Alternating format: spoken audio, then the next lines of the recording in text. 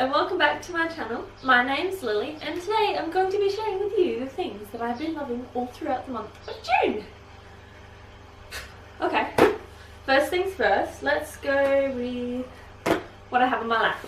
Here I have my iPad, which I brought for myself for Christmas, and I have found a lot of apps.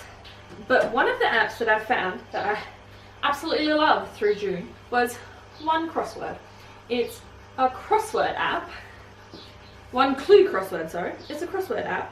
And basically, yeah, let's go with this one. They give you one picture, like this one. This is obviously golf. These two men are golfing. He's got a golf caddy, there's some grass, some trees in the background, and you got to use that picture to fill in the crossword.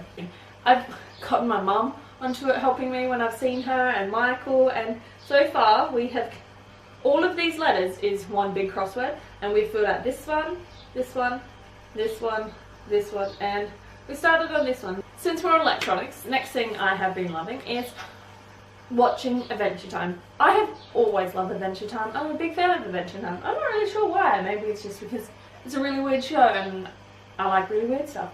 And I own season 1 of Adventure Time, and this is a box set of Adventure Time, which is kind of, it says Schmozo box set, and it's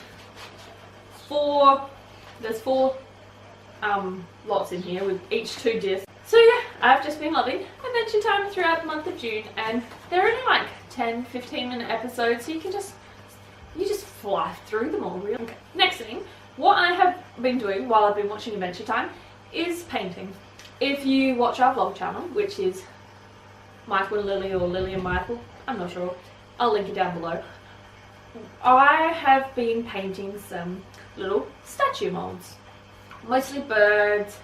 There's been some frogs thrown in there, and yeah, so I've been painting and watching Adventure Time at the same time. It's really good because it's an animated show and it's so bright, colourful. It really gives me colour inspiration. And for Valentine's Day, Michael bought me a Ferrero collection of chocolate, and I have been using that container for the paint. So this is the Ferrero container. It's a plastic container. If you take the lid off, it came with this little plastic tray that had all the chocolates in it, and it's got so many different little holes that I was looking at it because I don't know why I was keeping it. I keep things for sentimental reasons. I can't help myself. And I was just kind of looking at it the other day and I was like, oh, that would be great to use for paint. So that's what I've been doing. I've been putting different coloured paints in it.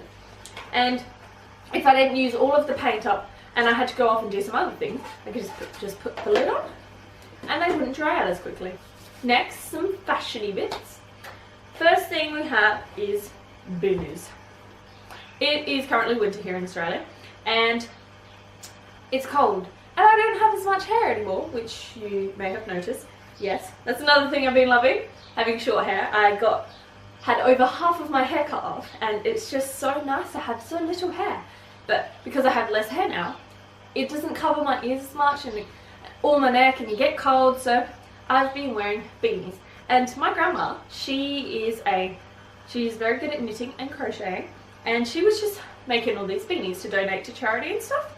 And every time I'd go around to her house and she'd made a new beanie or something, I'm like, oh Grandma, I love this beanie so much, can I have it, can I have it? She's like, yes Lily, you can have it, because you can never give it, because you can never give it to me, because I always have a beautiful granddaughter. So yeah, I have quite a collection of beanies. I have almost one for every day of the week. This is one of the beanies I have. It is a kind of rainbowy beanie with a cream on it. This is one of my favourites. Then we have my Port Power inspired one. Then we have my Christmas inspired beanie, where we have Christmas in summer here, so don't actually wear this one very much at Christmas, but it's still really nice. It's got the red and 2 different kinds of green stripes, and it's just really nice. Then we have this green one, which is also good. It's got a nice thick band like the Power one, and it's just green and white striped, which is also nice. And then we have my 2 purple ones. This one has a bit of fold up band. It's light purple with some little black streaks, little black streaks, little dark purple streaks, which is like, it's a wool with a couple of different colours. Those streaks is basically what this beanie was made out of, which is just all purple beanie, which is nice. I love the colour purple, and I have a couple of purple scarves, so these two go well with that.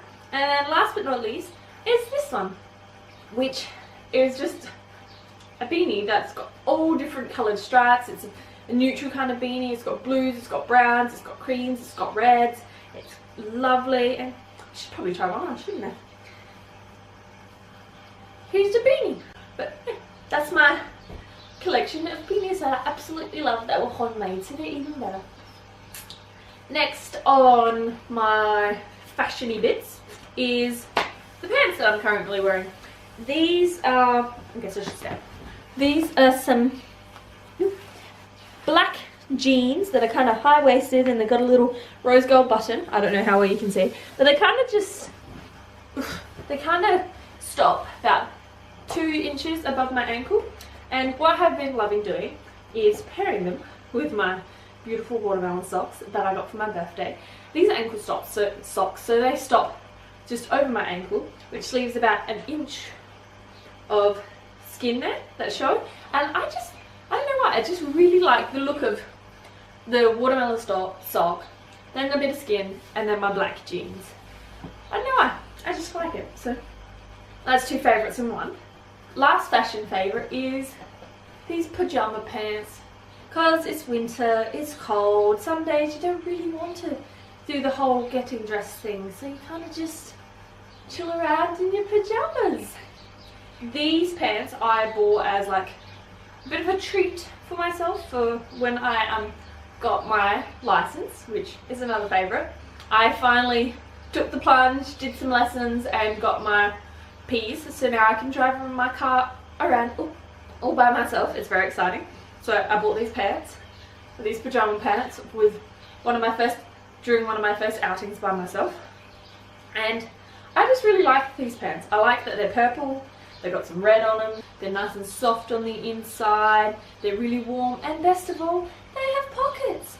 Everybody needs pockets with your pajama pants. Next on to a makeup-y item. I don't have a lot of makeup-y items in my favourites this week, but next week's video is actually sharing what's in my makeup bag, so if you're interested in that, make sure to check that out. But this week I have, let's just throw it, I have Rimmel's Volume Shake Stays Free mascara. It's a new mascara. You're meant to shake it to get out the lumps. Boy, is that so satisfying. This is a black mascara, and I really like this mascara. I did write down some notes, but I don't know what I've done with them. But this is basically, it's black mascara. You shake it to stop it from having lumps so it doesn't dry out as quickly. I have found using this mascara though, it's very wet. I mean, it should be, it's mascara, but it's very wet. So when I put it on, I've got to be careful that I don't blink too hard or too violently, because then I just smear mascara up on my brow bone up here, or if I put it on my bottom lashes, I just smear it all along here, and it's so annoying.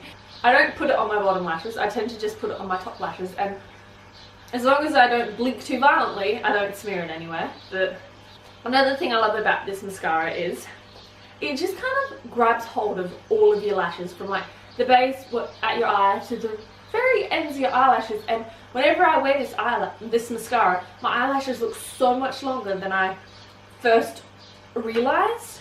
Next we have 2 books. Well, not really books. One's a book and one's a story.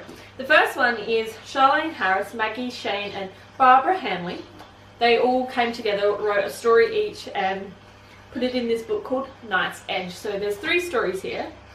The one, I've only read 1 story out of it, and that's Dances in the Dark. That was the first one. It's Dances in the Dark by Charlene Harris.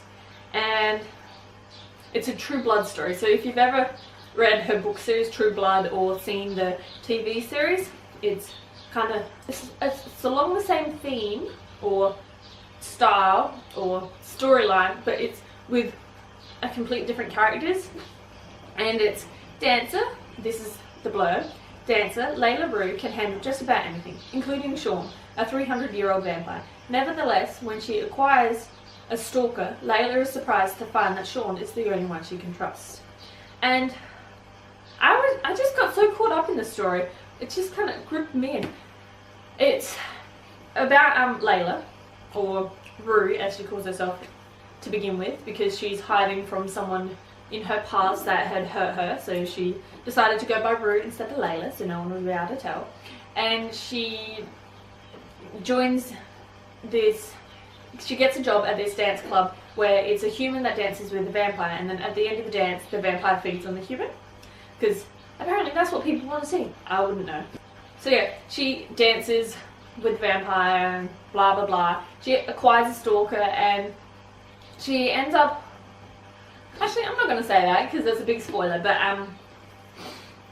yeah, I just really enjoyed the story. I liked the way that they communicated and that she wrote the story, so different parts of the story were from Layla's point of view, different parts were from Sean's point of view, and I just really like stories like that, so you get to know other characters personally. And I didn't want the story to end, so you know it's a good story if you don't want it to end, but unfortunately it did. But I thoroughly enjoyed myself, and I'm gonna have to read the other two stories as well. I actually got this book from my public library. They had a book sale on, and I picked it up for like $1. How great is that? Excellent. And the other book story was, which I also picked up from my public library's book sale, is A Vampire's Penance. The back is, buried in Heartland is a town that no one enters or leaves. Graf MacDonald was the first visitor in more than 5 years, and he was only looking for a party. Unfortunately, Penance, Ohio, is not that place. After having been isolated for so long, its inhabitants don't take kindly to strangers. Jessa is the only one who trusts Graf, and she's desperate for the kind of protection that only a vampire like him can provide. Supplies are low, the locals are stirring for a sacrifice, and there's a monster lurking in the woods.